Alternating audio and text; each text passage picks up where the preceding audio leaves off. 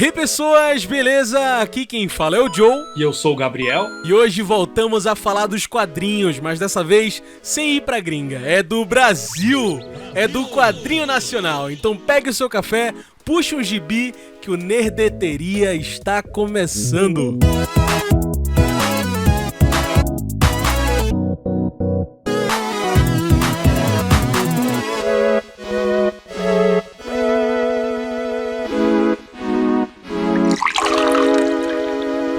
Pessoas, beleza? Aqui quem fala é o Joe, sejam muito bem-vindos e muito bem-vindas ao Nerdeteria, o podcast do Nerd Speaking. Eu sou o Joe e sou colunista e apresentador do site Nerd Speaking. E o Nerdeteria é esse podcast onde a gente traz debates da cultura pop, negritude, raça, enfim, muitas outras coisas. Mas antes da gente começar, eu gostaria de deixar aqui o meu muito obrigado a você que está nos acompanhando aqui no Nerdeteria. A gente voltou agora em 2022, quem diria? Esse já é o terceiro episódio, espero continuar, espero que apareçam mais episódios. E se você gosta desses episódios, segue a gente aí, dá aquela moral, segue a gente no Instagram, no Twitter, pra ficar por dentro, inclusive, de quem a gente traz aqui pro Nerdeteria, pra deixar o seu comentário, quem você quer que a gente traga, enfim, é tudo nosso. Então passa lá, segue a gente e deixa o seu comentário. E hoje vamos falar de quadrinhos novamente, mas dessa vez quadrinhos tupiniquins, quadrinhos brasileiros. E na verdade a gente vai fazer diferente. Essa é a primeiríssima entrevista, não só do Nerd Speaking, como do Nerdeteria, com um quadrinista, roteirista brasileiro de quadrinhos. Estou falando dele, que idealizou quadrinhos como Necromorphos, Sevens of Sound, Noite de Spoiler, e é músico, é artista, enfim, falei demais. Gabriel Arraes, salve Gabriel, seja muito bem-vindo ao Nerdeteria. Olá pessoal, eu que agradeço pelo convite. Eu geralmente tenho muita vergonha de participar de podcasts, de entrevistas, então eu recuso a maioria dos convites, mas pro Joe eu não podia recusar. O cara tá desde o ano zero praticamente aí dos quadrinhos nacionais, dos meus quadrinhos nacionais, sempre apoiando o meu trabalho, então é uma honra estar aqui. Pô, eu fico muito feliz, inclusive foi o teu ano 1, né, dos teus quadrinhos, e foi meu ano 1 de quadrinho nacional. Acho que um dos primeiros quadrinhos nacionais que eu li foi o de Gabriel, que foi o Necromorphos, numa CCXP Tour, a única tour que aconteceu, que foi aqui em Pernambuco, e aí tava lá no Artist Alley, lá no corredor dos artistas, deixa eu ver uns quadrinhos aqui, tô fazendo uma gravação, eita, que lindo esse aqui, vou pegar. Melhor escolha que eu fiz, caí no universo do quadrinho nacional. Fico muito feliz de ter você aqui. Legal. Inclusive, assim, fala um pouco desses quadrinhos, quais são esses teus trabalhos até agora? O que é que tu tem publicado? Ah, legal. Eu comecei fazendo quadrinhos na escola, assim, no ensino médio, nos anos 90. Antes do ensino médio eu já fazia, né? E eu desenhava muito o Necromorphos, inclusive tinha um gibi nessa época.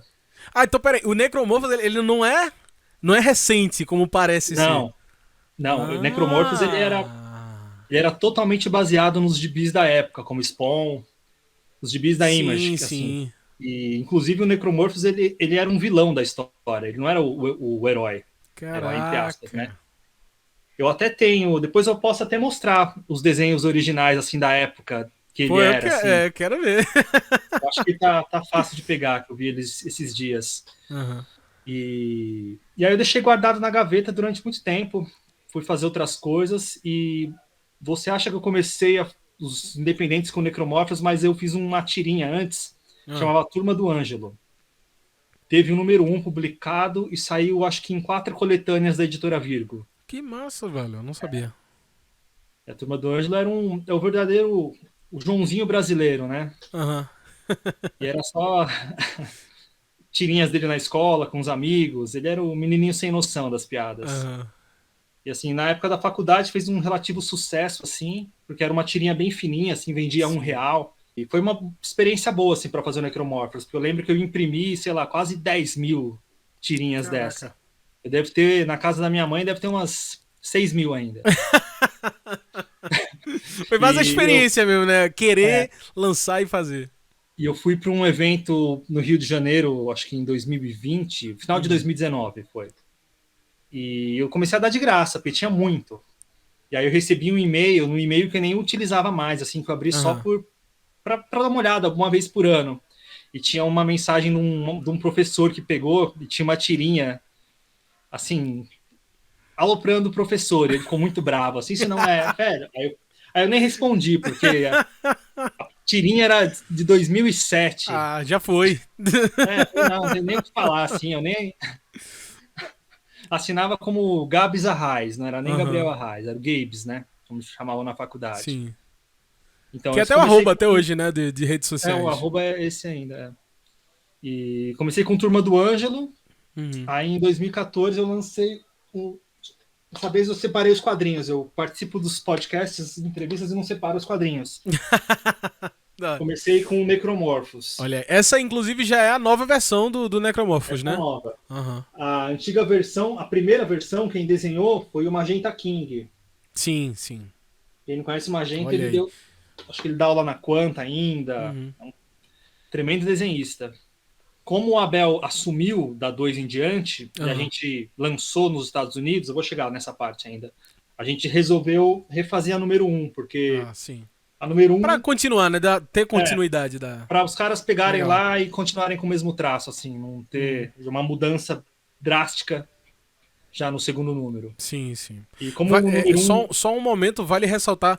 Pessoas, Gabriel tá mostrando as HQs aqui nas imagens. Se você quiser ver imagens, você passa no nosso canal, que é o Nerd Speaking no YouTube. Mas se você tá nos ouvindo, tem a galeria de tudo que a gente tá falando aqui no site, que é só acessar nerdspeaking.com.br. Lá você vai ver a galeria desse podcast. Então, aí o Necromorphos eu resgatei dessa adolescência, né? Sim. Tem muitos personagens estavam na gaveta. Inclusive aqueles da história do Noite de Spoiler, da parte do mangá. Eles eram do mesmo universo do Necromorphos. Tem até referências em outras HQs, o multiverso de Gabriel Arraes. E aí eu falei, o primeiro que eu vou resgatar vai ser o Necromorphos. Então eu fiquei praticamente uns 2 anos só acompanhando o cenário de quadrinho nacional, indo nos eventos, indo nos troféus e conhecendo os autores e me preparando para lançar esse quadrinho número 1. E aí eu contratei um ilustrador, ele ficou 1 ano sem desenhar nada, assim. Eu paguei adiantado metade do dinheiro para ele. O cara não desenhou nada, nunca entregou uma página. Caraca. E o cara estudava numa escola famosa aqui e tal. Isso meio que já me broxou, assim. Aí eu acabei indo atrás de um monte de ilustrador, todos recusavam. Aí um indicou um, que indicou outro, que indicou outro, que indicaram o Magenta King. Daí eu fiz com ele. Magenta tocou. A história do Necromorphos, desse menino aqui, é mais ou menos assim, para quem ainda não conhece. Ele é um adolescente de 16 anos que ele tem um dom que é ao mesmo tempo uma maldição. Ele pode se transformar em qualquer pessoa ou animal que morreu apenas tocando em algum resto mortal. Por exemplo, se ele toca num osso, cabelo, numa unha, ele se transforma naquela pessoa ou animal e também tem as memórias dela. Só que em contrapartida, ele só sente prazer sexual, emoções, qualquer tipo de sentimento, quando ele é outra pessoa e não ele. E para piorar, ele ficou preso no corpo dele, de 16 anos, sem poder envelhecer. E na edição número 1, a gente descobre que tem uma seita perseguindo ele. Não sei se dá para reconhecer bem, olhar aqui a fisionomia desse personagem. Ele parece muito com um ator de Hollywood. E essa seita, chamada aqui no gibi de Unologia, que está perseguindo o Necromorphos. Eles conhecem o poder dele. E cada edição é uma história autocontida, né? Mas se você ler na sequência... Ele tem a continuação do... Isso. Você pode até ler, às vezes, talvez, tem gente que não conseguiu a 1, comprou a 2, depois a 3, a 4, não leu na ordem certa e não faz muita diferença. Você vai entendendo a história enquanto ela vai... Cara, eu lembro que... Pô, velho, quando eu peguei a Necromorphos 1, que foi essa que eu peguei no evento, eu, inclusive, demorei muito pra ler. Eu comprei um monte de coisa na CCXP e... pronto, vou deixar ali e vou lendo. E um dia eu, voltando de ônibus, eu peguei a Necromorphos, né? Vamos ler. Cara, foi sensacional. Caraca, nunca tinha visto uma parada tão sombria num HQ, assim, nacional. E chega... Sabe, você estranha. De onde é que veio isso, saca? Tanto que eu corri pra escrever alguma coisa, ó. Muito bom, leiam aí. E todo mundo que leu no começo, sem conhecer minha cara, assim, pensava que eu era um cara das trevas, assim, eu era o verdadeiro, sei lá, o Tim Burton. E Aham, eu recebi umas propostas audiovisuais, né? E visitei alguns estúdios. que E massa. sempre que eu chegava nos estúdios de cinema, os caras, a primeira coisa que eles queriam fazer era me apresentar todos os filmes de terror que eles estavam fazendo, ou que eles gostavam. E eu não sou um cara muito do terror, assim. Caraca, sério? Tu Eu não. assisto filme de terror, eu me cago de rir. Caraca. Nada me assusta, assim. É pior que É comédia. por isso que existe o Necromorphos, então. É. E aí eles ficavam me mostrando e eu querendo rir. Era super constrangedor. Né? Mas, Mas, assim, a Necromorphos, que tu falou, nasceu bem antes do que a edição que a gente conhece, né? sim, Na versão final. Mudou muito de lá pra cá, assim, a HQ? mudou muito, assim. Nos anos 90, quando eu desenhava na escola, assim, que era o fanzinezinho mesmo, ela era como se fosse um gibi de super-herói. Ah, menos. Sem assombrio, sem esse. Tinha um ar bastante sombrio da parte do vilão, que era o Necromorphos. Sim, sim. Mas de resto era os heróis, que eram os heróis da HQ, eram os que estão em Noite de Spoiler, né? O Equilíbrio. Uhum. Então, era uma vibe totalmente diferente. Assim, se você Sim. pegar e ler o Noite de Spoiler, você vai ver os personagens aqui.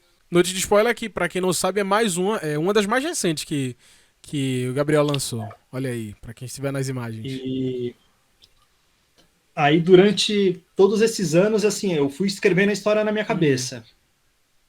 E aí eu fui estudar, eu fiz faculdade de audiovisual. Eu sempre quis escrever quadrinhos, mas não tinha nenhum curso que eu falava assim, putz, esse é o curso de quadrinho que eu quero fazer. Aham.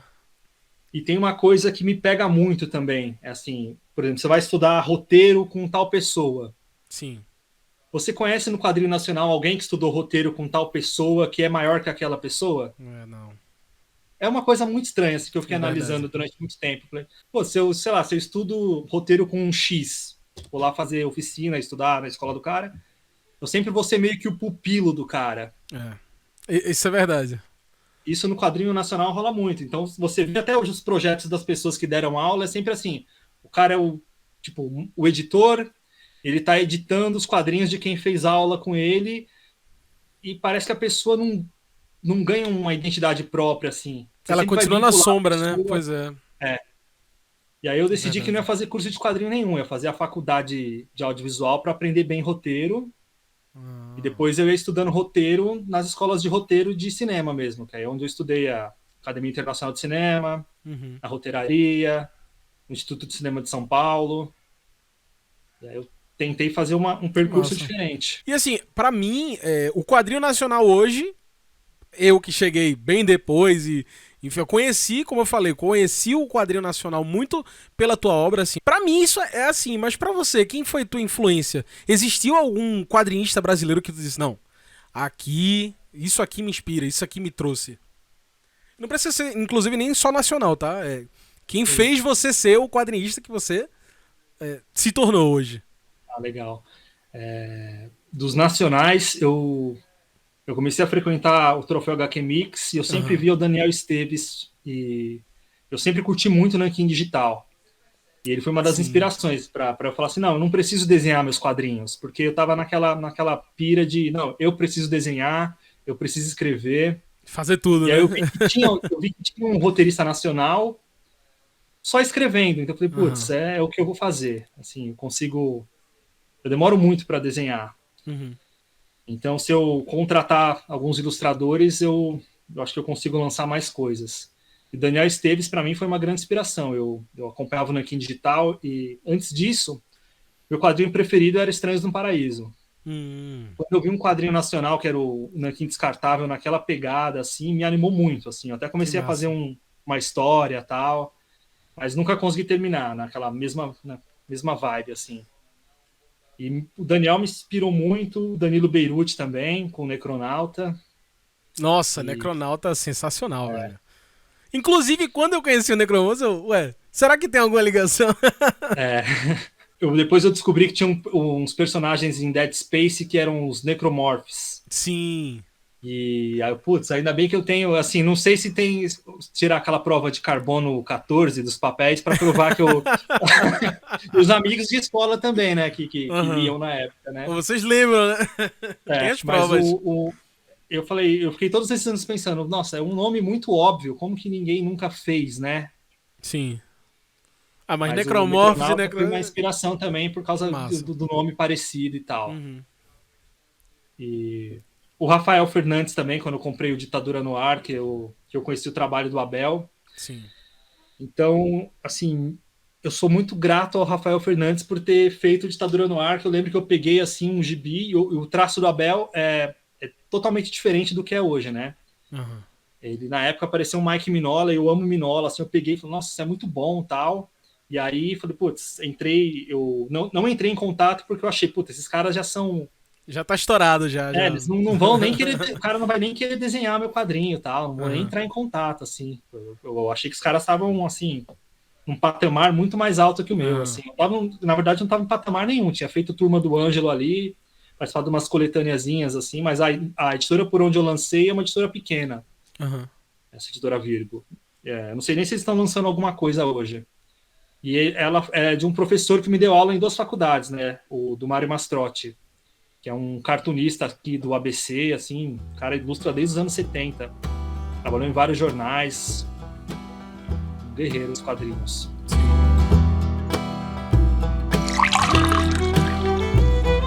E bom, depois de Necromorphos, cronologicamente, a gente tem o lançamento da HQ Savants of Sounds, não é isso?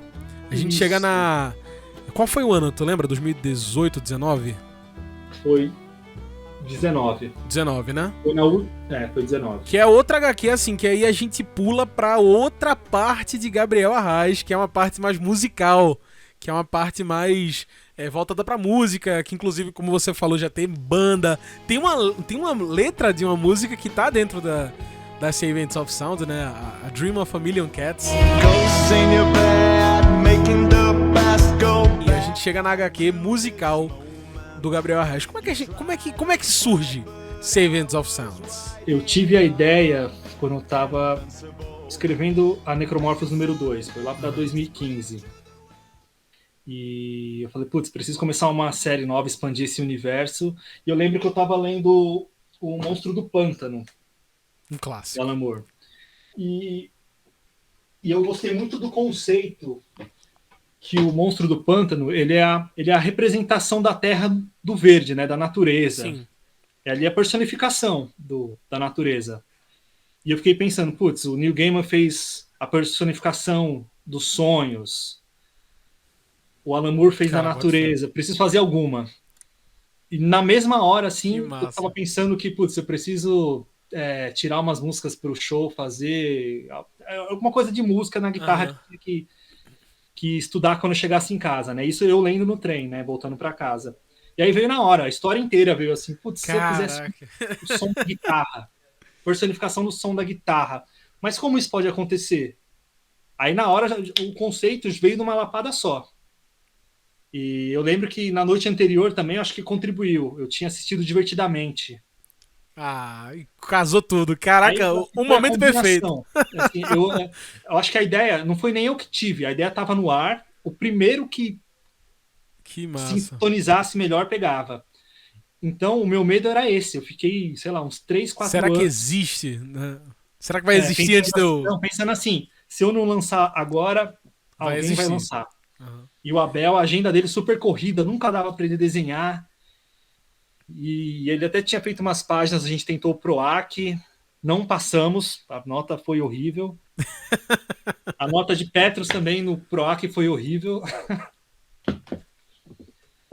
E o Abel tinha até... Ele ganhou um PROAC, a gente fez o projeto no mesmo esquema do dele com o Rafael lá, Fernandes e tal. Também foi horrível os dois. Caraca! Tanto de Petros quanto o Savants of Sounds.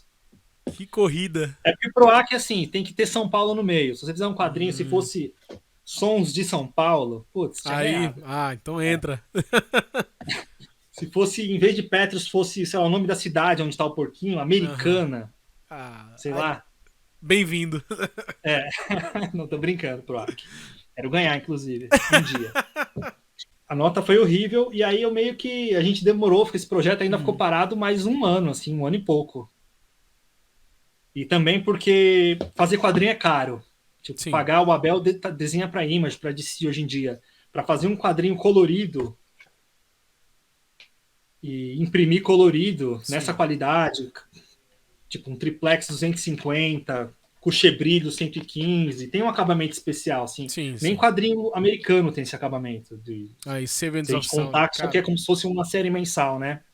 a Sevens, ela tem uma arte bonita. Ela tem... Pô, velho. Essa aqui é show de bola. É. E tem o conceito das capas duplas também, que a gente sempre faz, né? Sim, aham. Muito massa. Essa capa eu acho que é a minha preferida, assim, eu gosto muito. A da segunda edição, né? Isso. Mas então, até pra quem tá nos ouvindo entender melhor, o que é Sevens of Sound, assim? Qual é o plot dessa... Imagina que todos os sons do planeta, pensa num som, qualquer som, que seja contínuo, que sempre existe em algum lugar do planeta. Fala aí um som. A chuva. O som da chuva. Imagina que o som da chuva, o som de um motor de um carro, o som do vento, todos esses sons, eles criaram consciência e uma forma física. Mas só pessoas, só crianças conseguem enxergá-los. Crianças, na maioria das vezes, sinestésicas. São aquelas crianças que enxergam cores, sons. Só que com o passar do tempo, essas crianças deixam de ver esses amigos imaginários, que eles acham que são imaginários. E pela primeira vez, uma adulta humana consegue enxergar o som que sai da guitarra. Já começa assim um quadrinho. E ela acha que ela tá bêbada, a Estela, mas ela tá enxergando a manifestação do som da guitarra. E o mundo dos sons funciona assim. O som da guitarra, ele só consegue estar presente em um lugar que tem alguém tocando guitarra, que exista o som dele.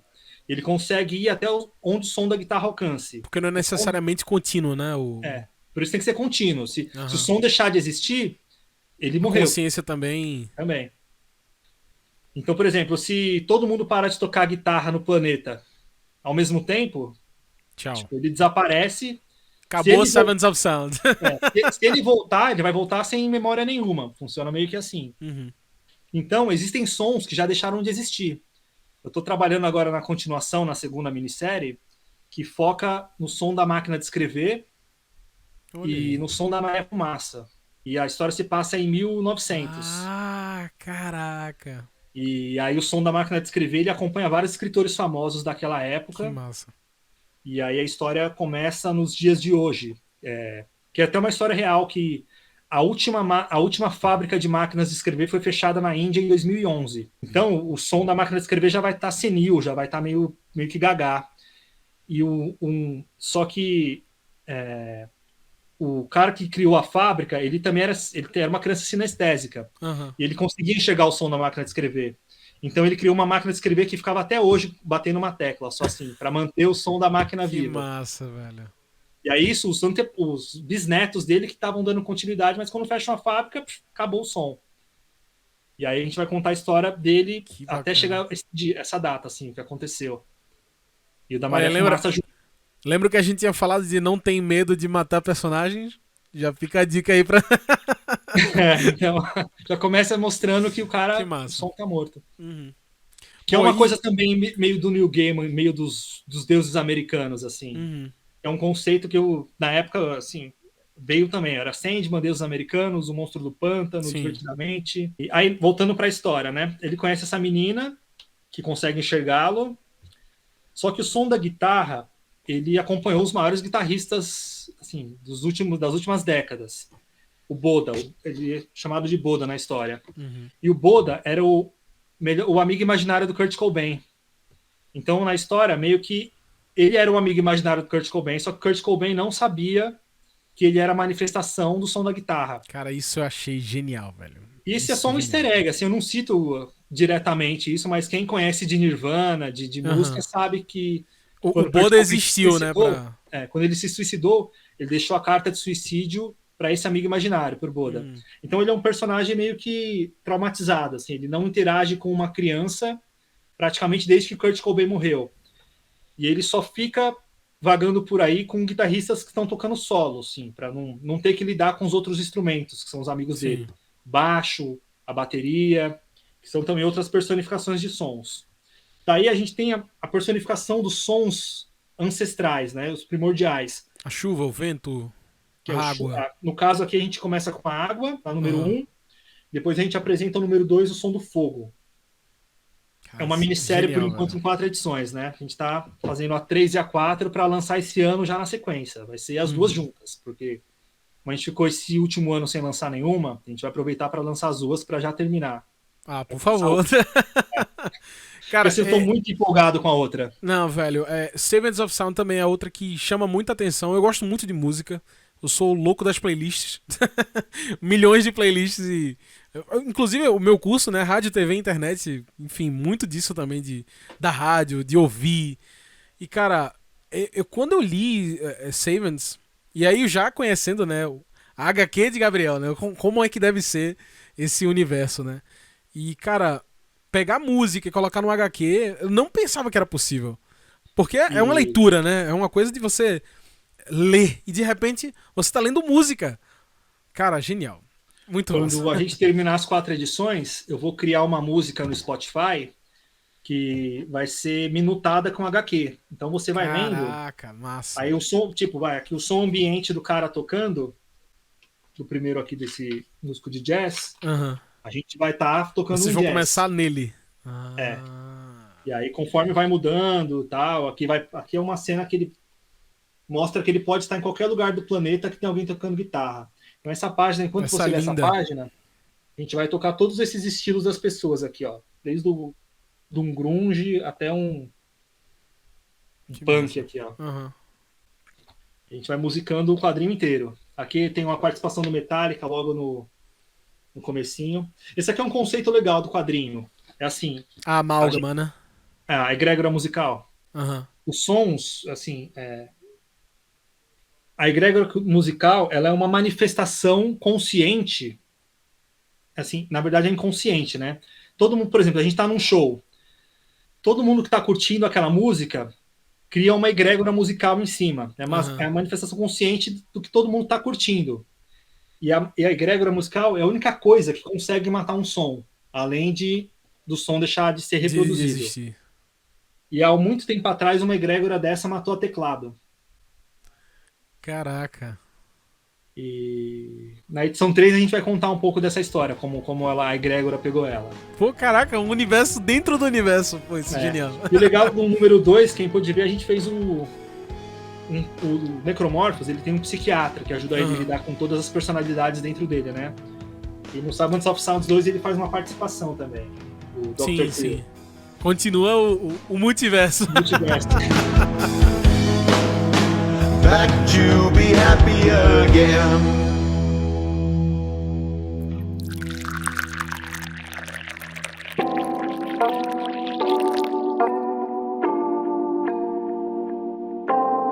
Mas, cara, então, já que é música, né? Já que é HQ e música, até entra mais referências, né? De quem tu traz pra dentro da HQ. E aí eu pergunto, quem veio primeiro?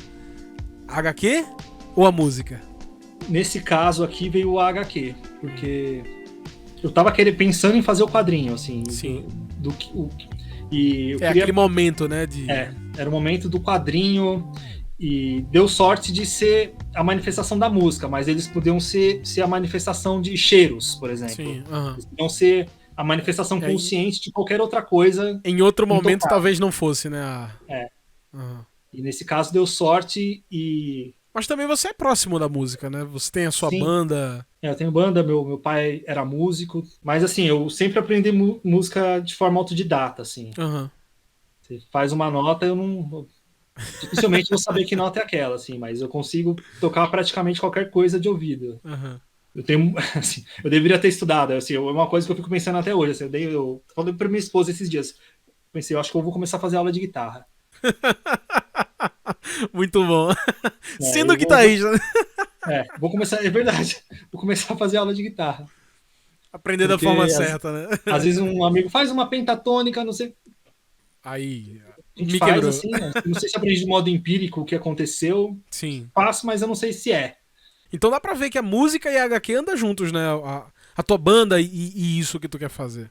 Inclusive tem como eu falei, né? Tem a Dream of a Million Cats. A Thousand Então, Cats. a cada edição do quadrinho, eu coloquei até capinhas dos singles aqui. Ah, sim. Em cada edição a gente lançou uma música. Aham. Então, essa aqui foi a número 2, a Hate to Say I'm Free. E na número 1, a gente lançou a Johnny. Que massa. Inclusive no Spotify, já tem. E o nome da banda aí também é inspirado em Neil Gaiman. Sempre eu tô chupinhando as coisas do Neil Gaiman, né? Foi uma história muito, tipo, engraçada. Engraçada, assim, e meio que um sinal. A gente tava procurando o nome da banda, e a gente ficou, eu indo pro trabalho, conversando com a galera no grupo, e a gente não chegava num nome e tal. E aí, durante o trabalho, eu pensei, putz, eu gosto da história da A Dream of a Thousand Cats, né? Que é o sonho de 1 milhão de gatos. Um sonho de 1000 gatos. E aí eu falei, se a gente colocasse, em vez de 1000, a gente colocasse milhões. Pra potencializar, né, o sonho. Sim. E aí os caras, pô, puta, nome ficou gigantesco, né? Mas parece nome de banda de rodapé de festival de Lollapalooza. Aí tem aquela bandinha no final, assim, ó, a Dream of a Million Cats, né? Far From Alaska. Daqui a pouco Far From Alaska tá em primeiro já, mas ele começou ali no rodapé. É, né? verdade. E aí eu tava voltando pra casa e tinha um cara lendo o encadernado do Sandman, os definitivos. Sim. E aí eu cheguei perto dele, assim, o cara sentado, eu, putz, e aí, cara, que legal, você tá em qual história? Tá lendo qual? Aí ele abriu, assim, ó, na história, eu tô lendo essa, Um Sonho de 1000 Gatos. Nossa. Então Putz, tem que ser. É esse o nome, tem que ser esse o nome mesmo, tal. Que massa. E aí eu tinha um Necromorphos na bolsa, eu dei pro cara, assim, falei, puta, lê esse quadrinho aí e tal, mas não falei que era meu também, né? Só Só que dei pra massa. ele e tal. Falei, curta o quadrinho também, lê aí, esse quadrinho é legal tal, não sei o quê. Se você estiver me ouvindo, cara, manda mensagem pra mim, queria te reencontrar de novo. que massa.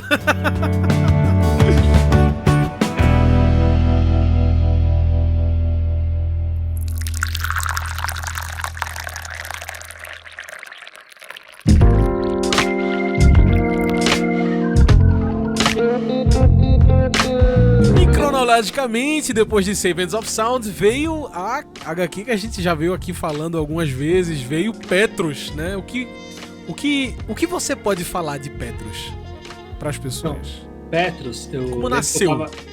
Então. Eu fiz uma viagem com o Thiago Pinheiro, que é o autor de Chitomate, do Animal Z. Ele fez faculdade comigo. Que massa. Ele foi meu bicho na faculdade. E foi uma história muito engraçada, assim. Tinha um trote que eu inventei na faculdade, que eu pegava metade da minha turma, pegava uns 15 amigos meus, e eu ia vestido de professor, que na época eu dava aula. Isso foi na minha segunda faculdade, né? Que eu fiz primeiro audiovisual, depois eu fiz publicidade e propaganda na Umesp. E aí eu ia pra faculdade, e eu ia mais arrumado, de terno, com a bolsa, e na primeira semana eu entrava na sala dos calouros fingindo ser o professor. Entrava alguns minutos antes. E eu entrei na sala da turma dele, né? Fingindo que era o professor e levei metade da minha sala junto, fingindo que eram bichos também, né? E aí eu aloprava, assim, era muito engraçado. E eu entrei na aula de uma professora que chamava Lana. E aí eu entrei na sala dele e já loucão. Eu fazia um ditado sobre a publicidade africana no ano de 1900. Eu não volto atrás. Eu começava a inventar um texto da cabeça, tipo, a publicidade surgida na África, nos moldes não sei das quantas, e inventando umas coisas. Meu Deus. E eu falava assim, eu não repito, vamos anotar.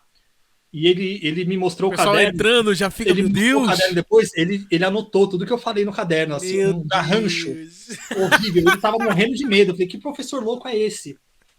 E a primeira experiência de uma pessoa dentro da faculdade. Eu já tinha esse cabelinho meio assim, e foi lá pra 2000 e tanto, né? Começo dos anos 2000, tava aquela fase emo. E aí um cara que não tava combinado, porque o combinado com os meus amigos era assim, era eu entrar, eu meio que humilhar a sala inteira e arrumar confusão com um amigo meu, que já tava combinado, a gente saía na porrada. Só que antes disso, um cara perguntou assim, um bicho mesmo, professor, você é emo? Aí eu já levantou pra eu cortar, e o nome da professora era Lana. Eu falei, eu não sou emo, eu sou o contrário de emo. Aí eu fui na lousa e escrevi homem, que é emo ao contrário. Eu sou homem. E se você não ficar quieto, eu vou fazer meu nome ao contrário com você. Fui lá e escrevi Lana ao contrário. Nossa! Eu saí de casa aí. Aí a sala inteira. Aí esse amigo meu que estava combinado aproveitou essa deixa. Já? Aí levantou, jogou o estojo em mim. Ai, professor, você é muito folgado. Folgado é você, não sei o que. Joguei o canetão nele, a gente começou a sair na porrada. Com carteira. E aí ele ficou apavorado, Meu assim. Deus. E depois ele me mostrou esse caderno com a redação, que é aí que eu conheci ele, né? Aham. Depois a gente foi trabalhar numa agência também. Eu fui trabalhar numa agência de publicidade e fazer estágio, né? E eu era o Sim. ilustrador da agência. Ele trabalhava na agência também. Eu acho que ele era o ilustrador da parte da manhã e eu era o ilustrador da parte da tarde. Sim. E aí eles, tipo, a turma dele, eles me chamavam de Lana na faculdade. E aí no lançamento de Necromorphos número 1, ele apareceu, né? Tal. E eu perguntei assim para ele: "E aí, você não vai fazer, quando você vai fazer seu quadrinho?" E aquilo ficou na cabeça dele. E aí ele falou gostava, que aquilo... ele gostava também de... Ele gostava também. Mas ele não era, assim, não conhecia muito quadrinho independente. Acho que começou ali no Necromorphs, no lançamento e tal, né? Sim, Ele viu que era possível. Depois ele foi trabalhar com um cara que fazia o Scion também, que é um quadrinho bem legal. Ele pensou em começar a fazer e fez o dele e é animal, assim. Para mim é um dos quadrinistas aqui de São Paulo preferidos. E aí a gente viajou um dia para dar uma palestra em Santos. E aí ele falou: lembra de um quadrinho, de uma história que um outro amigo nosso, que não é quadrinista, sugeriu, que era assim, ele falou: os porcos não conseguem levantar a cabeça. E ele deu essa sinopse, né, para fazer o quadrinho. E eu não lembrava dessa história. E aí eu abri meu e-mail, tava lá o e-mail dele falando desse quadrinho. Aí eu entrei em contato com ele, falei: ô Felipe, posso fazer aquela história? E aí ele disse: pô, pode, tal. Mas isso, na época, eu não consegui fazer. Tu lembra mais ou menos quando era? Foi 2016. Sim. E aí, então bem antes de tudo, né, basicamente. Foi bem ali no começo mesmo. E aí, um amigo meu de uma escola de cinema onde eu estudei, ele me ligou um dia e falou que tinha um edital para animações. Um edital nacional de animações. Se eu não tinha nenhum roteiro de animação. Aí eu falei: putz, eu não tenho, mas tem uma história legal pra caramba, né? Que a gente podia escrever, né? Quanto tempo a gente tem pra eu escrever esse roteiro, né? Aí ele falou: tem que entregar na segunda-feira. Isso era sexta-feira à noite. Mas eu pensei: putz, dá pra escrever. Então, um roteiro de uma animação de 11 minutos, tranquilo. Aí eu lembro que eu deixei pro domingo, parte da noite. Assistindo o Faustão, assim, com a minha filha no colo, e escrevi e mandei pra ele. Aí ele montou o projeto, aquela correria tal à noite.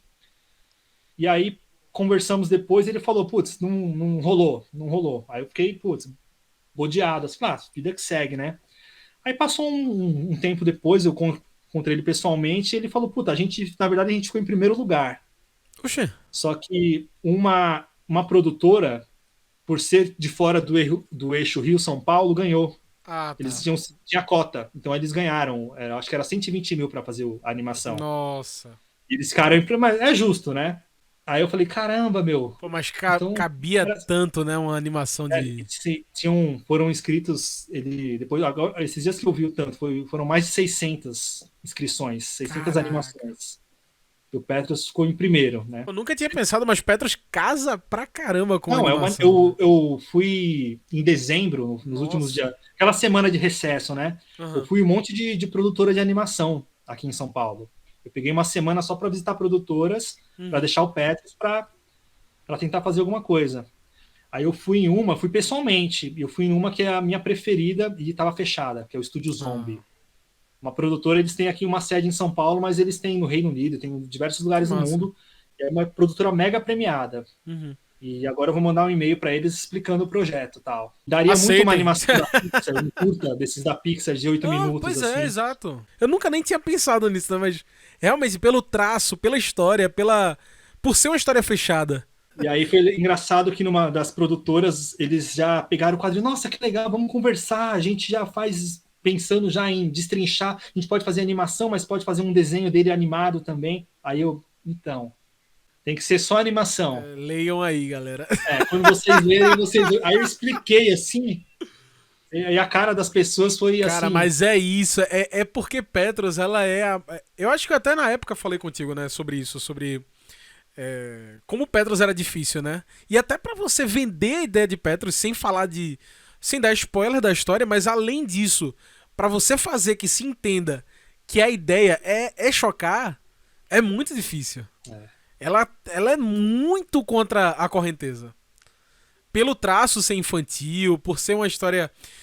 Cara, chega um momento que você tá lendo Petros, aquela parte lá da noite, de que ele se junta com... É um coelho? Uma ratinha. É uma ratinha, isso. E aí ela começa a descrever e você, pô, você esquece que você tá dentro daquela história. Simplesmente vira uma animação bonitinha, uma leitura bonitinha. E depois você é acordado de novo, né? Muito difícil você fazer isso assim, ser entendido. A enteada do Márcio Gotland, ela reescreveu o final e ele me mandou. E ela é uma criança, eu acho que ela tem uns 5 anos. Aham. E, puta, foi muito bonitinho, assim, eu quase chorei, assim, lendo, assim.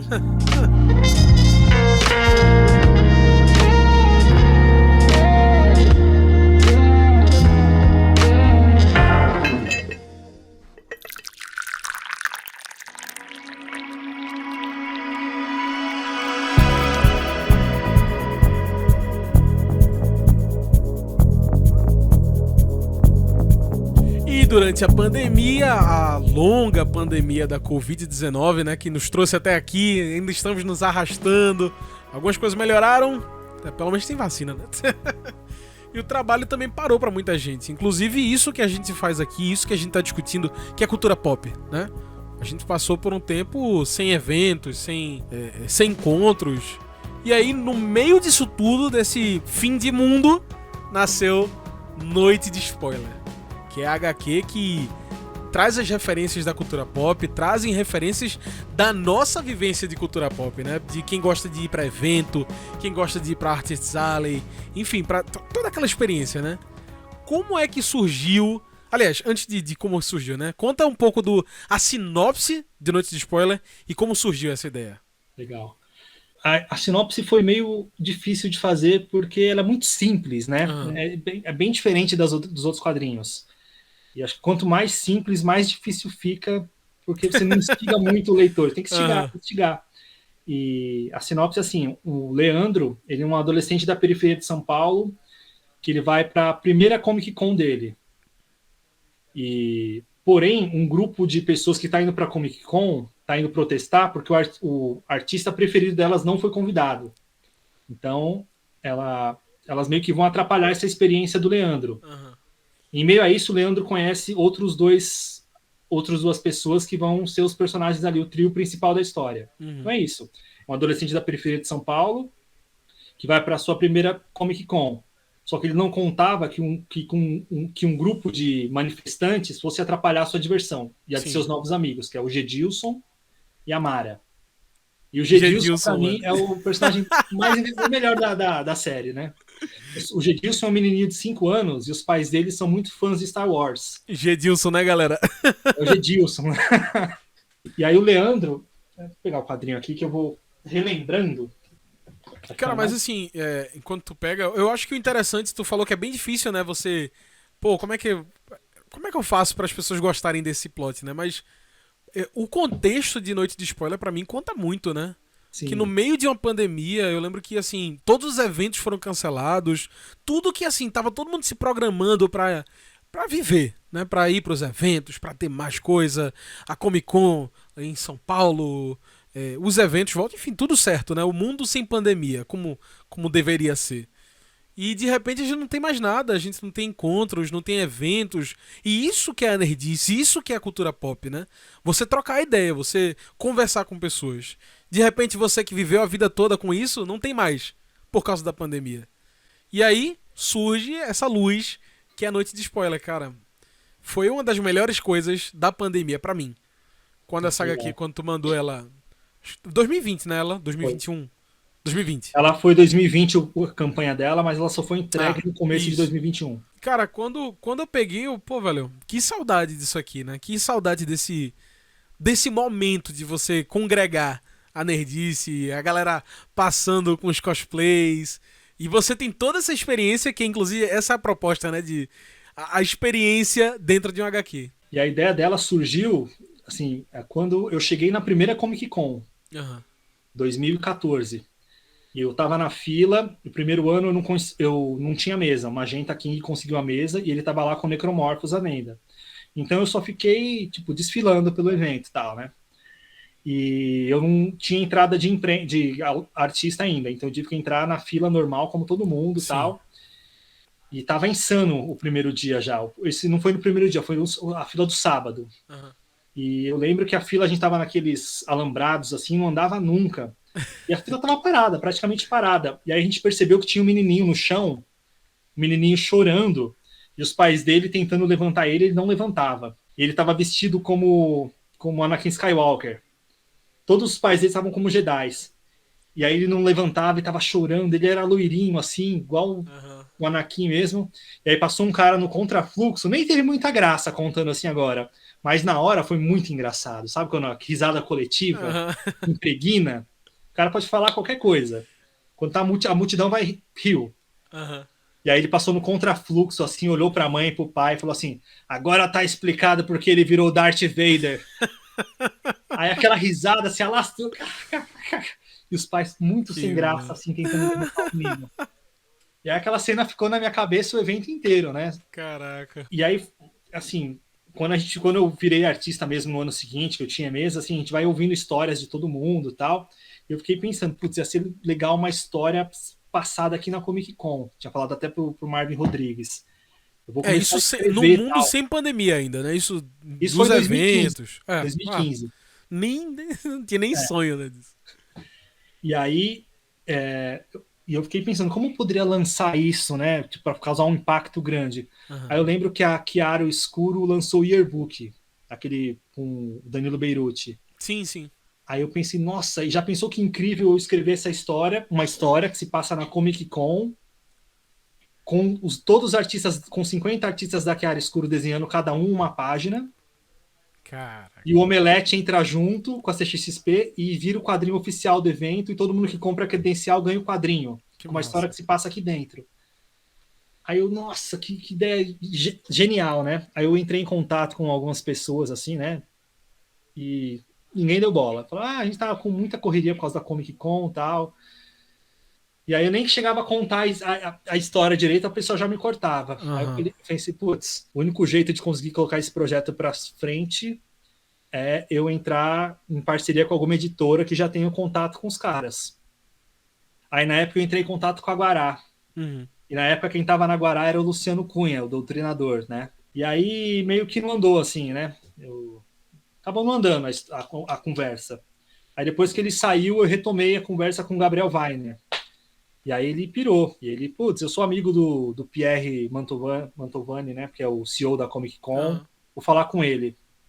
Aí a gente fez um call com ele e ele, tipo, mega curtiu a ideia. Que massa. Só que já tava muito em cima, faltava, sei lá, 1 ou 2 meses pra Comic Con. E ele falou assim: a gente pode ajudar, sei lá, vamos fazer um bem bolado aí. E aí, ali nos 45 do segundo tempo, eles entraram como a CXP Worlds entrou como parceiro oficial, né, do Que quadrinho. massa. Colocou até um mapa no quadrinho e tal. E a história se passa dentro do evento. Então o Leandro vai lá, ele quer ir como cosplayer de um quadrinho nacional que ele gosta muito, de um quadrinho independente.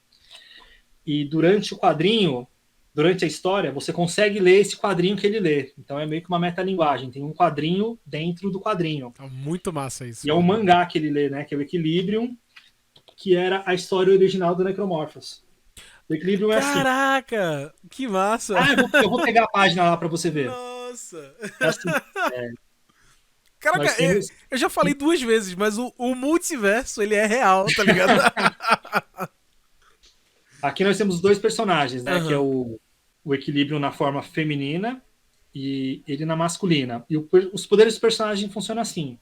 É todo baseado no taoísmo. Então, o princípio feminino é o preto. Então, ele só aparece, a mulher só aparece de noite. Eles dividem o mesmo corpo, Aham. 24 horas por dia. Só que durante a noite, quem controla o personagem, quem assume o controle do corpo, é o hospedeiro feminino. Da E hora. durante o dia é o masculino. Então, o feminino é agressivo, é dark, enquanto o masculino é o oposto, né? Mas é aquele negócio, né? Todo bem tem um pouquinho de mal, todo mal tem um pouquinho de bem, como o símbolo mesmo do taoísmo, né? Que é Aham. o personagem aqui.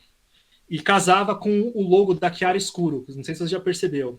Então era o projeto, eu pensava, nossa, tem um projeto que se todos abraçarem, ficaria muito legal. Já ficaria como sim. personagem principal, assim, o símbolo da Chiaris Tour, mas acabou não rolando, acabou rolando na Guará. E aí quem desenha a história dentro da história é o Kaji Pato, né? Que ele faz uns outros quadrinhos, outros mangás aí, lançou pela Draco e tal. Foi uma super equipe, né? Que foi tu, Dani Borges, Mário Cal, Débora Santos e o Kaji Pato, né? O Dan Borges, que ele fez esse quadrinho comigo agora, Era Uma Vez na Terra, ele fez o lápis. E é legal que, assim, quem gosta de acompanhar a arte e tal, você vai ver aqui, ele fez o lápis, e quem arte finalizou foi o Mário Cal. E no Era Uma Vez na Terra, ele fez tudo. Ele fez o lápis, finalizou, fez as cores. Então você pega os dois quadrinhos e meio que você vê que é o mesmo traço, mas ao mesmo tempo é completamente diferente, né? Porque a arte do Mário Cal é bem característica, né? Bem achigada. E a arte do Dan não. A arte do Dan é uma arte mais clean, né? É divertido ver assim o traço dos dois quadrinhos. E as cores Na verdade, assim, são bem vibrantes também. Sim. Então passa Cara, bem então é isso. clima de evento. Exatamente. O Noite de Spoiler, ele é um HQ assim, cara, você tá lá dentro. Quem já foi pra uma CCXP, quem já foi pra Comic Con, cara, você se sente lá dentro. Foi o melhor evento que teve aqui em Recife de cultura pop em toda a minha história, a minha existência, indo pra vários eventos. E poder ver isso de novo dentro da HQ foi sensacional, cara. Foi lindo, assim. Eu cravo aqui que a única HQ nacional e internacional que colocou o siga em frente e olhe pro lado. Tem muito easter egg nesse quadrinho. Tem, aqui. cara. Temos a Carreta Furacão, a Carreta Tornadão, né? Então, essa era uma dúvida que eu tinha. Eu falava, nossa, se eu colocar Carreta Furacão, eu vou tomar um processo da Carreta Furacão? Não vou. Porque eles usam todos os personagens da cultura pop, né? Quem vai reclamar do quê? Então, assim, você tá usando o meu Mickey. Mas mesmo assim, eu coloquei Carreta Tornadão. Pra não ter nenhum problema com a carreta, né, meu? Já tô tendo um problema com a carreta? Não. Cara, levar uma voadora de um Mickey, não quero.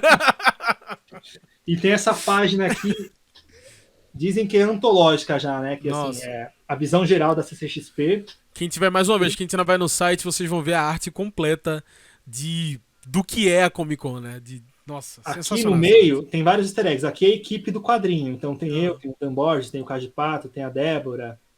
E aqui ao redor tem vários personagens de quadrinho nacional. A gente tem até o Boda do Savants of Sounds aqui. Tem o Petros, bem pequenininho aqui, ó. Cara, me tira uma dúvida. O pássaro ali, de roxo, é o Gralha? É o Gralha. É o Gralha, né? É o Gralha. Caraca, quando eu vi isso, eu não acredito. O Gralha! Eu fiz uma lista dos quadrinhos, eu fiz metade da lista dos personagens que eu queria, e o pessoal da Guará fez a outra metade. Que massa, velho. Tem o Sam Merg aqui, ó, que faz a Butantan de Bicon. Tem uma estátua dele aqui, ó. Ah, sim! Tem o Sidney Guzman, com o pessoal do Universo HQ, enfim. Que massa. Tá todo mundo aqui, Caraca, velho. É mesmo? Eu não tinha visto isso. Tem. Pô, da hora, velho. É lindo. E a intenção era fazer um por ano, né? Todo ano mostrar a evolução dos personagens. Então no próximo você já vai ver 2 anos depois do que aconteceu com o Leandro e com a Mara. Eu ia mostrar o final do quadrinho, a foto de inspiração, acho que eu posso mostrar, né? Sim. E uma das ideias veio assim na Comic Con RS. Aí tem uma foto do porquê da história também. Esse tem um easter egg também, é assim. O final da história tem um desfechozinho ali que é bom e tem a ver com a foto, né? E não dá pra dar spoiler disso, mas você vai ler o quadrinho e você vai entender. Aí foi como eu tava falando, né? Foi um quadrinho que lançou num ano que não teve Comic Con. Sim, então, eu fiquei na pilha, falei, velho, porque eu já tava com a história pronta, né? A gente só fez algumas modificações. Eu tava na pilha, falei, tem que ser esse ano, porque não tem Comic Con esse ano, tem que ser esse ano de qualquer jeito. Senão, era capaz de eu estar esperando, rolando ainda pra tentar fazer ele de forma diferente, né? Daquela primeira forma que eu falei. Mas, assim, é um quadrinho que ainda rola a possibilidade de reimprimir para todo mundo que comprar uma credencial na próxima CCXP, por exemplo, né? A gente tá vendo ainda aí. Até porque, como tu falou, né? É um HQ que fala sobre eventos. Então, assim, não é necessariamente o ano tal. Até porque nem ela acontece na pandemia, né? Cara, muito massa. Essa, inclusive, sendo a que tem mais easter eggs, né? De todas as que tu tem. Sim, essa. Não tem nem Cada como quadro. você. Nossa. É. O próprio O legal é o seguinte, personagem se você não pega os easter principal... eggs, não tem influência nenhuma na história, não tem importância nenhuma. Mas se Ah, você mas é pega legal. um ou outro.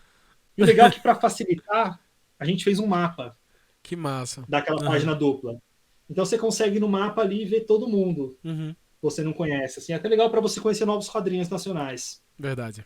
E você vê o panteão gigalomantesco que existe de quadrinhos nacionais, né? Sim. Eu acho, toda vez que eu falo de quadrinho nacional com amigos, no Nerd Speaking, eu sempre me impressiono de como é desconhecido grande parte desse universo, né?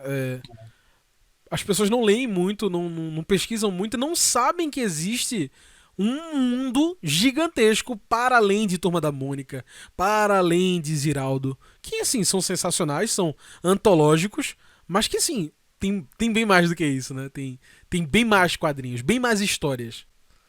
Até 2011, 2012 no máximo, eu conseguia comprar tudo que saía de quadrinho independente. Conhecia todos Ah, vê? que saíam. Uhum. Hoje em dia eu não consigo acompanhar. Nem financeiramente. Não dá. Não, os quadrinhos estão cada vez mais bonitos e É. beleza significa cascalho. Necromorphos tá saindo lá, eu descobri hoje, né? Que tá vendendo a versão gringa, né? Pela Behemoth. Tá vendendo até na Target, que é aquele. Caraca. Como se fosse Walmart, né? Uhum. E um amigo meu já mandou mensagem, né? Tá rico já, né? Não sei o quê. Não, tá difícil aqui, viu? Pandemia.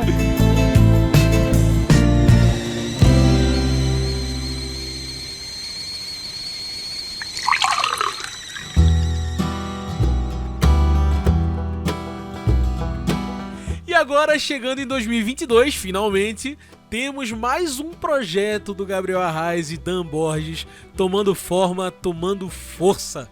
Tô falando do mais recente lançamento, Era Uma Vez na Terra, regra número 1. Um HQ inspirada no faroeste, no bang bang, e ao mesmo tempo não, quando você vai ler, né? Então é bem diferente. O que dá pra contar dessa HQ? Qual é o plot dela? Ah, legal. Essa, resumidamente, é como Petrus. Uhum. Não pode falar muito. Não pode falar muito. Então eu vou ler. Não, tem uma sinopse do Heitor Pitombo aqui atrás, que não é uma sinopse, é uma aspas. Ah, sim. Ficou tão grande que virou uma sinopse, né?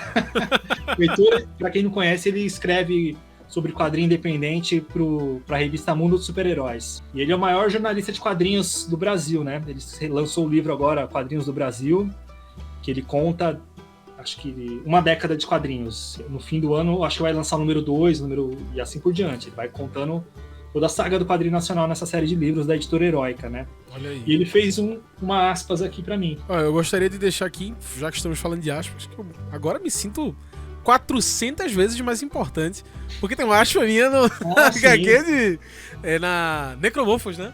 É no número 3, né? É a 3? É a 3, a amarela. Aqui, ó. Olha lá. Que Aspa legal. do Joey. É como se você estivesse lendo um filme. Tem aqui um anúncio de um outro quadrinho, o Found Footage. Olha aí. E o Era Uma Vez na Terra, eu fiz em homenagem ao autor do Found Footage, Marvin Rodrigues. Tanto é que o personagem da história se chama Marvin. Uhum. E o Marvin, ele é muito fã de filme de faroeste, tanto é que ele escreveu o quadrinho, né? A série de quadrinhos são vários. O Caçado até a Última Bala. Que massa. E ele aprendeu a gostar de faroeste assistindo filmes com o pai dele. E ele sempre me contava que ele gostava de ver filmes com o pai e tal. E o pai dele faleceu. E aí eu quis prestar uma homenagem, né? Colocando os dois na história. Pô, eu achei isso sensacional. Muito massa. O personagem principal é o Marvin e o Celsus, que é o pai dele, que é o Celso, né? Na vida real. E eu enviei os quadrinhos para casa do Marvin. E o Marvin tem Marvin Rodrigues, ele tem um quadro escrito Rodrigues, né? Que é a capa de um quadrinho dele. Rodrigues até a Última Bala. E ele fala que quando ele recebeu o quadrinho na casa dele, ele pegou o quadrinho, o quadro caiu da parede. O quadro que ele fez pro pai dele, né? E na hora eu fiquei até arrepiado, assim, que ele mandou a foto. Assim. Nossa, então, onde quer que o pai dele esteja, gostou, né? Assim eu espero, né? Uhum. A história já vem com o misticismo já aqui, né? Já vem com a própria história aqui. E a história se passa num Velho Oeste meio diferente, onde a gente tem algumas criaturas alienígenas diferentes. O Marvin, ele aprende a regra número 1 dos pistoleiros. Basicamente é isso, essa história. Sim. É sobre a primeira regra dos pistoleiros. Que é uma regra que, na verdade, meu irmão que me ensinou uma vez, que a gente estava no bar, nem tinha a ver com o Velho Oeste. Mas eu fiquei pensando, nossa, essa regra assim, combina muito com o Velho Oeste. E aí depois o Marvin até me contou, falou, assim, me contou várias regras verdadeiras do Velho Oeste. E eu falei, nossa, essas regras são legais, né? O mocinho sempre toma um tiro no ombro, e o sangue é porque vai morrer. Tinha várias coisas, várias regras de filme de Velho Oeste que, assim, que eu assisti poucos na minha vida. Assim, eu assisti alguns antes de escrever o quadrinho, que eu queria pegar o modo de falar e tal. Mas o Marvin não, ele cresceu assistindo filmes com o pai dele, assim, filmes que passavam até, acho que, Canal Brasil, esses Eu acho que é por isso que eu gostei tanto de A Regra Número 1, né? Porque eu cresci lendo Tex, cresci assistindo muito Bang Bang, porque meu pai é muito fã.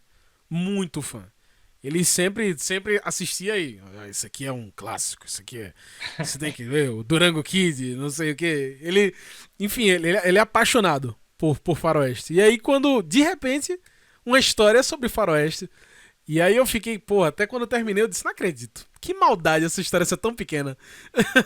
Pra você não poder acompanhar mais. Todo mundo que leu tá mandando mensagem perguntando, e aí, vai ter mais quadrinho desse universo? E aí eu comecei a rascunhar 2 histórias. Olha! Aí eu gostei. Uma que se passa 20 anos antes, Massa, uns 18 anos antes, mais ou menos. Que no quadrinho a gente tem uns personagens que são os pele vermelhas. Uhum. Acho que eu posso mostrar. Eles não são índios, eles são mesmo aliens de Eu pele achei vermelha. sensacional. Essa parte aí, inclusive, até eu chegar aí, eu disse, então a gente tá realmente voltando ao faroeste completamente, né? Aquela ideia de faroeste, e de repente você não se vê no faroeste, você não se vê no passado da Terra. Você tá numa aventura que pode ser no espaço, que pode ser num futuro, assim como a Star Wars, né? O faroeste de espaço. Eu achei isso, muito massa também. Porque abre tanta possibilidade, né, ser no espaço. Sim, e esse quadrinho ia ser um faroeste clássico mesmo. Ia ser totalmente clássico. E quem ia desenhar ia ser o Abel. Só que aí a gente parou na época e eu tava assistindo muito Mandaloriano. Falei, Abel, olha, você não acha que a gente, sei lá, se a gente fizer meio faroeste, não tem chance da gente lançar também pela Heavy Metal? Porque o Abel tinha acabado de lançar um quadrinho pela Heavy Metal, né? Uma história curta de 8 páginas. E essa história era uma história muito grande. Você viu que ele dá uma volta, ele sai do bar uma hora e conversa com a vidente. sim. Na história original, ele saía pela cidade e ele ia, tentando falar com diversas pessoas pela cidade. E depois voltava pro finalzinho. Então eu tirei todo esse pessoal que ele conversava. Pra ficar curtinho mesmo, Tirei assim. E ele ia andar pela cidade e ia descobrindo coisas sobre as pessoas e sobre a vida dele, enquanto ele andava pela cidade, procurando reforços, né? Aí eu tirei toda essa parte, fiz com 8 páginas. Justamente, assim, uma para tentar lançar um compiladinho na Heavy Metal e outra para tentar fazer esse e-commerce a pronta entrega dentro do Catarse. Então foi um projeto que eu imprimi do próprio bolso, imprimi antes. E é um projeto que, se fosse em outros tempos, era um quadrinho que eu ia fazer para dar de graça na Comic Con. Imprimi 5.000 e dar de graça. Mas o pessoal gostou tanto, tem gostado tanto, que a gente já vai fazer mais 2 histórias. Eu não sei se o Dan vai conseguir ganhar. Ele já falou que ele tá atolado de trabalho. Dan, sinto muito. Começou. Aí a primeira história mostra a chegada dos Pele Vermelhas. E a segunda história mostra da hora. 10 anos no futuro, a Vidente, né? Então essa aqui é a história do meio, na verdade. Sensacional. Já tô hypado, já tô ansioso. E o legal é que isso aqui dá um curtazinho, ó. Exato. Um filmezinho live action. Até falei com uma produtora, com um amigo meu que trabalha na O2. Ele ficou muito interessado, assim, em fazer. A gente tá conversando, talvez... que massa. Olha alguma Façam. coisa. Uma coisa que eu achei legal, assim, e aí já sou eu pensando, a minha mente de leitor de quadrinhos, pensando no multiverso, eu disse, velho, isso aqui facilmente cabe em algum Necromorphos. Alguma das histórias, né, algum passado do feitiço, enfim, da maldição, né? Isso aqui, se dissesse que isso aqui é algum fragmento de história que está em Necromorphos, eu ia acreditar. Eu ia dizer, sim, vai vir aí, né? Agora você abriu infinitas possibilidades aqui na minha cabeça. Você não devia ter feito isso numa sexta-feira às 10h10, né? Oh, não! Abriu o portalzinho. Mas esse ano eu tô focado em fazer uns quadrinhos mais retratistas de Brasil, assim, mais histórias reais. Então, tô trabalhando numa adaptação de uma tragédia brasileira que aconteceu nos anos 80. E aí vai ser pra ser lançado esse ano ainda? Não vai dar pra ser esse ano porque é um quadrinho grande, né? Então, sim. Umas 100 páginas, mais ou menos.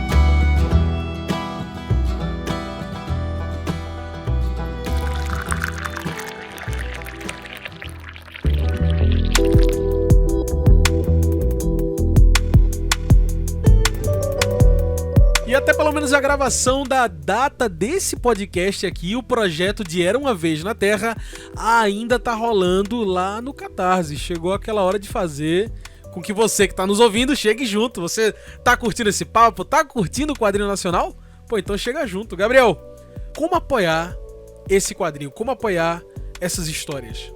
Todos esses quadrinhos você encontra no Catarse. Ele é catarse.me/Era Uma Vez na Terra. Lá você encontra o Necromorphos, dá para comprar combo junto com Petros, com Noite de Spoiler, até com o quadrinho do Dan, o Corazon, que é esse aqui, que a gente lançou também pelo nosso selo. Olha aí. Esse quadrinho tem um verniz localizado que na lindo. capa. Olha quanto. Animal. Nossa. Esse aqui é uma minissérie em 3 edições. Que já lindo. tá totalmente desenhado. Tem uma aura aqui, né, Tem. ao redor da cabeça da personagem. Lindo. E o Dan, ele desenhou já, tá totalmente desenhado. A gente tá com a campanha, inclusive, do número 2 também no Catarse. catarse.me/Corazon2. Consegue comprar 1 e a 2 lá. E assim que terminar a campanha da 2, a gente vai colocar 3 no ar. E quando terminar na campanha da 2, vai dar pra comprar um box com os 3, pra encadernar, colocar os 3. Que show, velho. Tem uma lombadinha quadrada legal também. Essa tá bonitona. Essa arte do Dan tá animal. Caraca. Então, pra pegar essa aí, mas junto com a Era Uma Vez na Terra, é no Catarse, né? Fala mais uma vez o catarse.me/Era Uma Vez na Terra. Show. Vai estar tudo aqui nas descrições.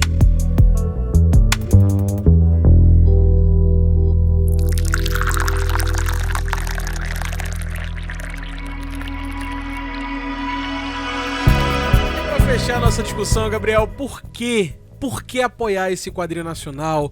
Por que chegar junto, não só do seu, mas assim, por que conhecer mais desse universo? Né? A gente lê tanto, uma vida inteira lendo Batman, lendo a DC, lendo a Marvel. Por que ler o quadrinho nacional também? Eu penso assim, meu sonho de criança, de adolescente, sempre foi desenhar ou escrever o Batman, por exemplo, o Surfista Prateado. Só que até pouco tempo atrás eu não tinha me tocado que eu lancei meu quadrinho no Brasil e meu quadrinho tá na prateleira nos Estados Unidos do lado do Batman. E isso, pra mim, eu acho que é tão mais legal do que escrever o Batman.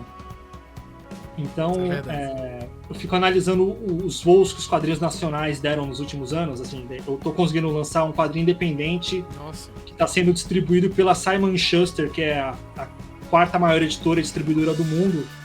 Está sendo distribuído praticamente para todos os países de língua inglesa. É um quadrinho brasileiro e as pessoas leem e não sabem que é brasileiro. É um quadrinho que no Brasil, assim, é muito nichado. Quem conhece autor de quadrinho nacional ou quem acompanha a cena independente, e nem todo mundo que acompanha a cena independente. Então, às vezes a gente perde muito só lendo quadrinhos da Marvel e da DC. Quadrinhos super-herói fica se repetindo fórmulas e coisas que a gente já viu exatamente há 20 anos atrás. E o legal do quadrinho nacional, a gente não tem... É um lado bom e um lado ruim, mas pelo lado bom, eu não tenho um filtro de um editor que fala o que eu posso ou não colocar no quadrinho. Então, se o Necromorphos tivesse um filtro, sei lá, de quadrinhos, metade do que tem aqui seria limado, seria cortado fora. E isso é muito bom, não ter esse filtro, por enquanto, nos quadrinhos nacionais. Até o lançamento do Multiverso Gabriel Arraes não tem o filtro. Quando... Pô, mas é isso que pra mim me chamou assim de... É um quadrinho realmente livre. É um quadrinho que realmente pode contar a história dele, né? Sim, e o legal dos quadrinhos nacionais é que você tem a proximidade com os autores. Olha, esse momento aqui que a gente tá... Essa gravação aqui que surgiu de um momento de uma Comic Con que aconteceu, e aí eu comprei esse quadrinho e imediatamente voltei e disse, pô, vou fazer um vídeo disso aqui. Gabriel, valeuzaço pela sua participação. Pô, muito obrigado. Isso aqui é... Eu pensei nesse momento acontecendo várias vezes durante vários anos. Nossa. E as HQs foram empilhando, né? Começou, não, vamos falar de Necromorphos. E aí Necromorphos virou Savants of Sound, não. Vamos falar de Savants. E aqui estamos falando de tudo que tá nesse universo. Pô, espero que tenha gostado desse papo. Eu fiquei muito feliz. É muito massa. Eu ressalto aqui. Eu conheci e conheço, dei esse salto no quadrinho nacional graças a Necromorphos, graças às suas HQs. Parabéns, as suas histórias são impecáveis, velho. São impecáveis. Eu espero que elas explodam muito, nacionalmente e internacionalmente agora. E galera, se você tá nos ouvindo, quiser se juntar a esse clã do quadrinho nacional, passe nos links que estão na descrição desse podcast. Tudo que você ouviu aqui vai estar na descrição. Todos os HQs de Gabriel, todos esses HQs que ele citou, que fizeram parte da vida dele e fizeram essas histórias existirem. Todos os rolês Quentin Tarantinianos, de lá pra cá. Gabriel, quer falar alguma coisa? Agradeço a oportunidade e eu tô sonhando com um novo evento aí no Nordeste pra gente poder se abraçar aí. É isso, velho. E se divertir, fazer um rolê Quentin Tarantino por aí. É isso. Isso não rola por aqui, vou ter que viajar. É isso, valeu demais. Vem pra São Paulo que aqui tem lugar pra ficar. Olha aí. Pode se hospedar aqui em casa. Muito que bem. Então é isso, pessoas. Muito obrigado por ouvir a gente aqui. Se quiser continuar nos acompanhando, segue esse podcast em todas as redes que ele existir. Spotify, Mixcloud, Soundcloud. Segue a gente aí para você receber sempre um episódio novo. E deixa o seu comentário lá no nosso site pra gente ler no nosso próximo episódio. Acesse aí www.nerdspeaking.com.br. É isso, pessoas. Aqui foi o Joe. E aqui o Gabriel. E esse é o Nerdeteria, o podcast do Nerd Speaking. Falou!